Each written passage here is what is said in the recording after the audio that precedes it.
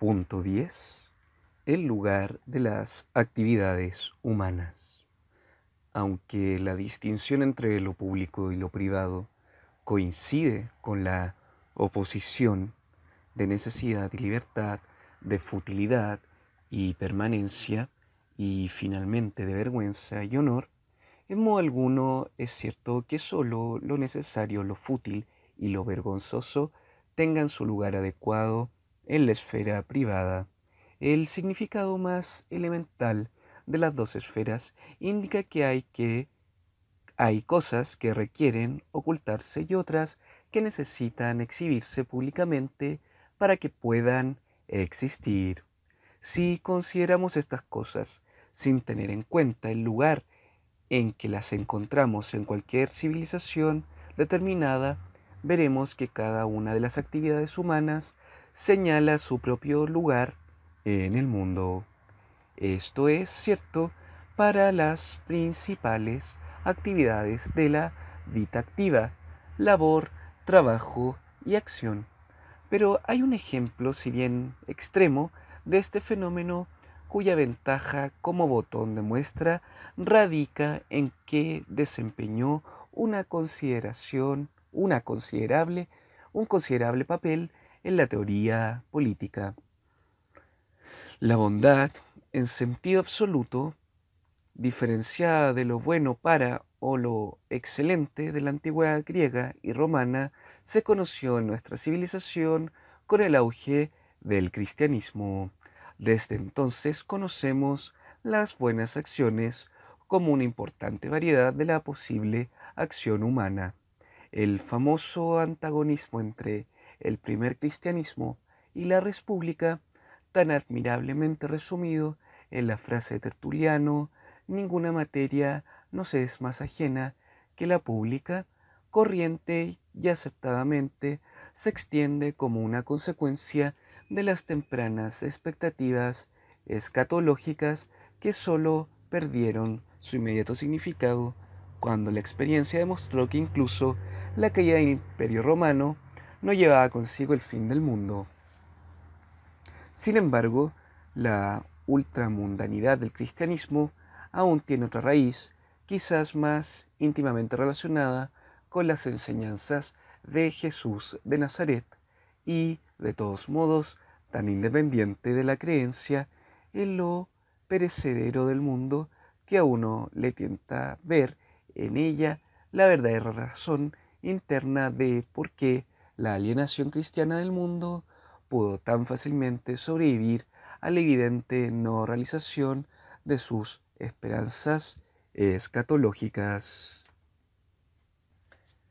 La única actividad que enseñó Jesús con palabras y hechos fue la bondad, e indudablemente esta acoge una tendencia a no ser vista ni oída.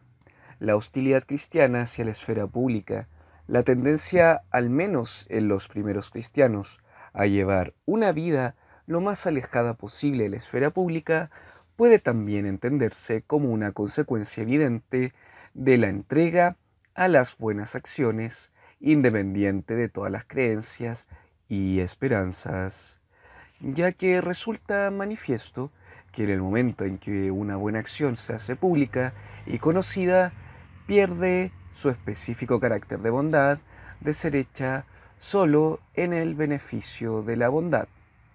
Cuando ésta se presenta abiertamente, deja de ser bondad, aunque pueda seguir siendo útil como caridad o como acto de solidaridad.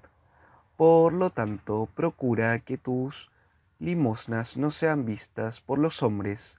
La bondad solo existe cuando no es percibida, ni siquiera por su autor.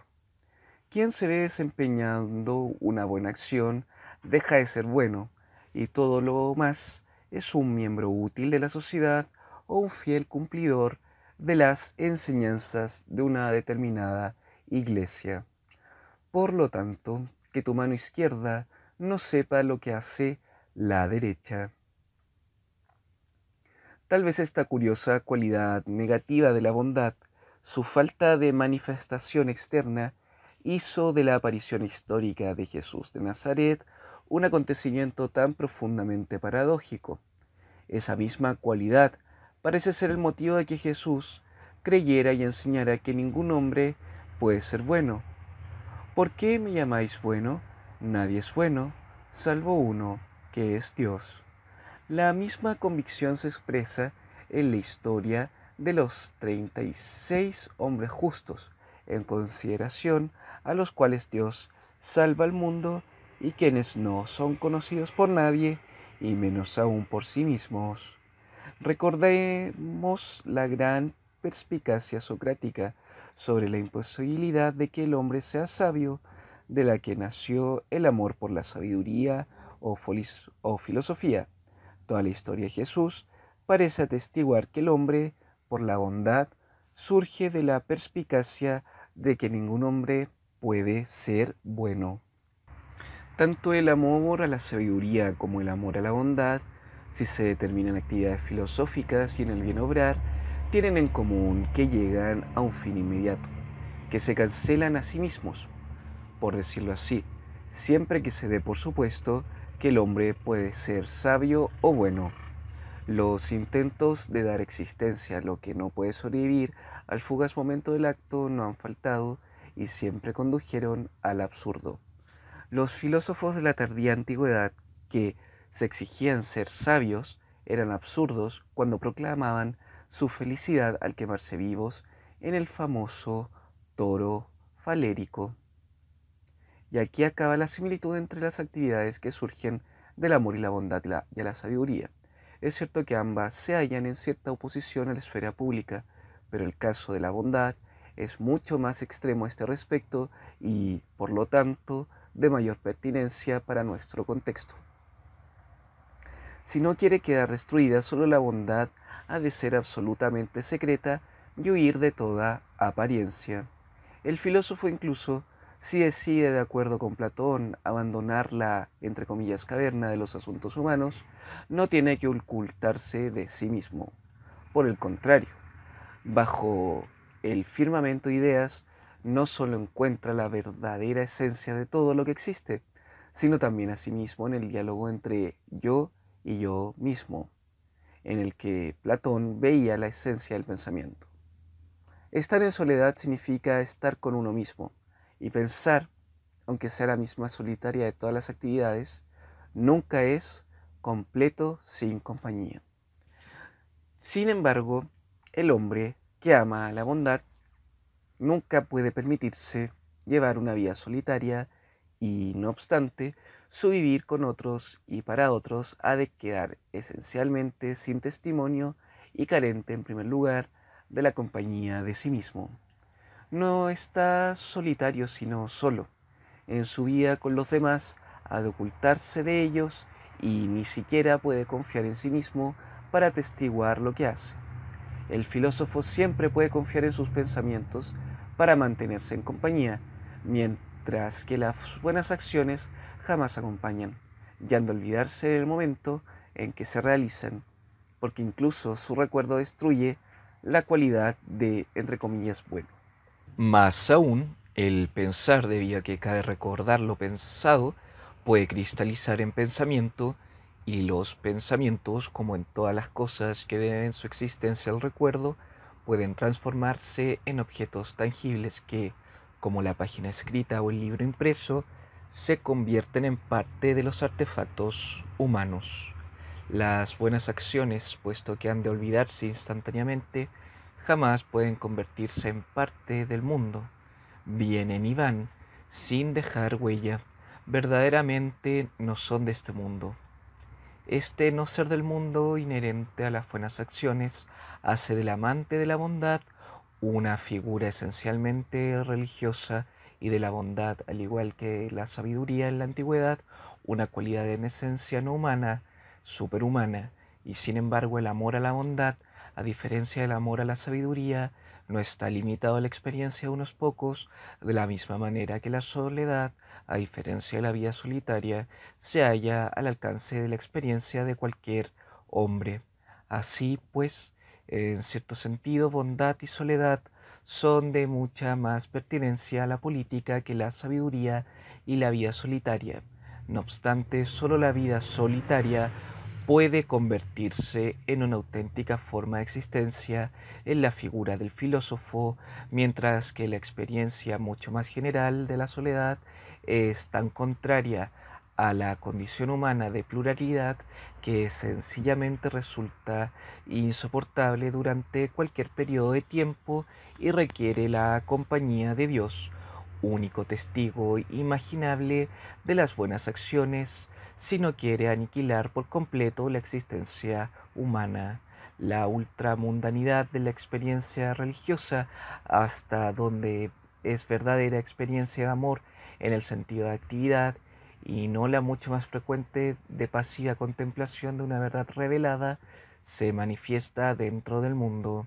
Esta, al igual que todas las otras actividades, no abandona el mundo, sino que ha de realizarse dentro de él, pero dicha manifestación, aunque se presenta en el espacio en que se realizan otras actividades y depende de dicho espacio, es de naturaleza activamente negativa. Al huir del mundo y esconderse de sus habitantes, niega el espacio que el mundo ofrece a los hombres y, más que todo, esa porción pública donde todas las cosas y personas son vistas y oídas por los demás. La bondad, por lo tanto, como consistente forma de vida, no es sólo imposible dentro de los confines de la esfera pública, sino que incluso es destructiva.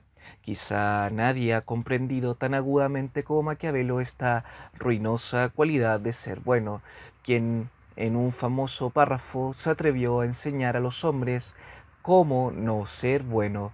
Resulta innecesario añadir que no dijo ni quiso decir que a los hombres se les debe enseñar a ser malos. El acto criminal, si bien por otras razones, también ha de huir de ser visto y oído por los demás. El criterio de Maquiavelo para la acción política era la gloria, el mismo que en la antigüedad clásica, y la maldad no puede brillar más gloriosa que la bondad. Por lo tanto, todos los métodos que lleven a ganar más poder que gloria son malos. La maldad que surge de lo oculto es impúdica y destruye directamente el mundo común. La bondad que surge de lo oculto y asume un papel público ya no es buena, sino corrupta en sus propios términos. Y llevará la corrupción a cualquier sitio que vaya.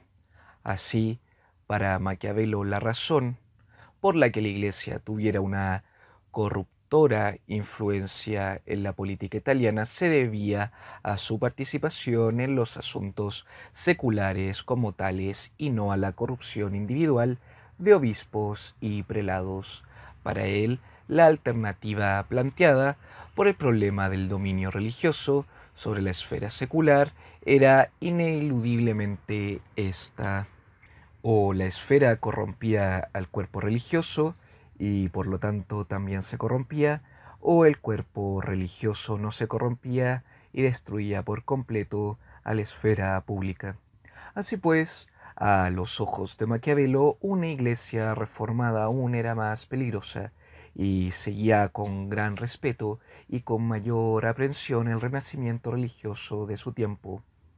Las nuevas órdenes que, para salvar a la religión de quedar destruida por la disipación de prelados y jerarquías de la Iglesia, enseñaban al pueblo a ser bueno y a no resistir al mal, con el resultado de que los perversos gobernantes hacen todo el mal que les place.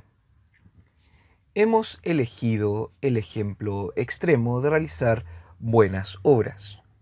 Extremo porque esta actividad ni siquiera se encuentra en su elemento en la esfera de lo privado, con el fin de indicar que los juicios históricos de las comunidades políticas, por lo que cada uno determinaba qué actividades de la vida activa debía mostrarse en público y cuáles tenían que ocultarse en privado, pueden tener su correspondencia en la naturaleza de estas mismas actividades. Al plantear este problema, no intento un exhaustivo análisis de las actividades de la vida activa, cuyas articulaciones han sido curiosamente despreciadas por una tradición que la considero fundamentalmente desde el punto de vista de la vida contemplativa, sino procurar determinar con cierto grado de seguridad su significado político.